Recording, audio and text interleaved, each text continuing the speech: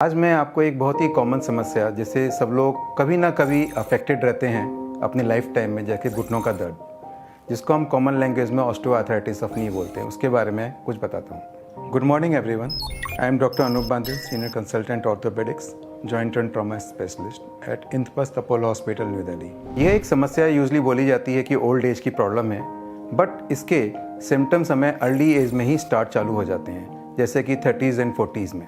Early stages में यदि हम इनको देख पाते हैं और ढूंढ पाते हैं, उसका निदान कर पाते हैं, तो हमको जो एडवांस ऑस्टियोआर्थराइटिस जिसमें घुटने खराब हो जाते हैं पूर्ण तरह, उससे हम काफ़ी हद तक डिले कर सकते हैं या बच भी सकते हैं। अर्ली स्टेजेस के अंदर सिम्टम्स क्या मिलते हैं, जैसे आप जब सुबह उठते हैं, उठने के बाद एकदम जब चलना चालू करते हैं तो घुटनों में दर्द होना, और फिर धीरे धीरे चलने के बाद वो कम हो जाता है, जो कि सामान्यतः हम निगलेक्ट कर देते हैं।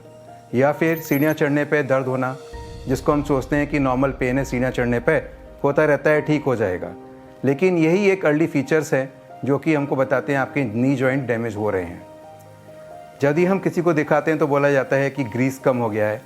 मेनली इसमें क्या होता है कि आपकी मसल्स, कार्टिलेज और बोन्स तीनों का इम्बैलेंस हो जाता है और जो कि कमज़ोर हो जाती है।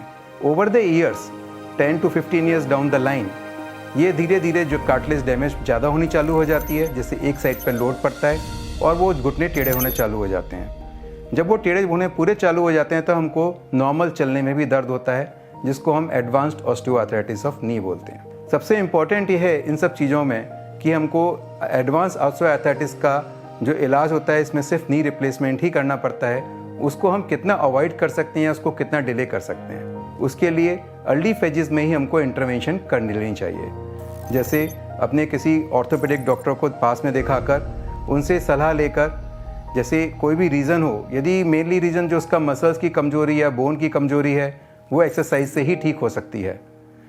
दूसरी चीज़, यदि कोई इसमें पैथोलॉजिकल प्रॉब्लम है, कोई कार्टिलेज की डैमेज है या फिर कोई टेढ़ापन बचपन से चल रहा है, जिससे हम अर्ली आर्थराइटिस से भी बच सकते हैं, उसका सर्जिकल प्रोसीजर करके या सेल थेरेपीज़ करके या जेनेटिक जो थेरेपीज़ आती हैं आजकल, सेल रीजनरेटिव थेरेपीज़, या फिर अलाइनमेंट सर्जरी से भी हम ऑस्टियोआर्थराइटिस को अवॉइड कर सकते हैं या डिले कर सकते हैं। जब ये काफ़ी एडवांस स्टेज में पहुंच जाता है, जब कार्टिलेज पूरी डैमेज हो जाती है, जब हमको चलने फिरने में भी तकलीफ होती है, तब जो लेटेस्ट टेक्नोलॉजी चल रही हैं उसके अकॉर्डिंगली हम उसके नी रिप्लेसमेंट करते हैं। इस नी रिप्लेसमेंट में पूरा नी जो बोला जाता है, सामान्यतः समझा जाता है कि घुटना पूरा बदल दिया है, लेकिन इसमें घुटना पूरा नहीं बदला जाता।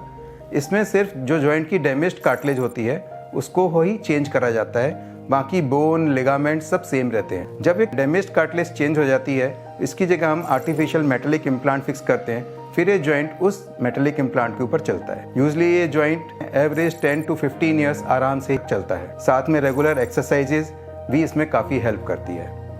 इसलिए फ्रेंड्स, मेरी एडवाइस ये है कि कभी भी कोई भी नी पेन हो रहा है, यदि आपको जो नॉर्मली आपकी एज में 30s या 40s में या 50s में भी हो रहा है, तो don't neglect that pain, consult your doctor and get remedy for it.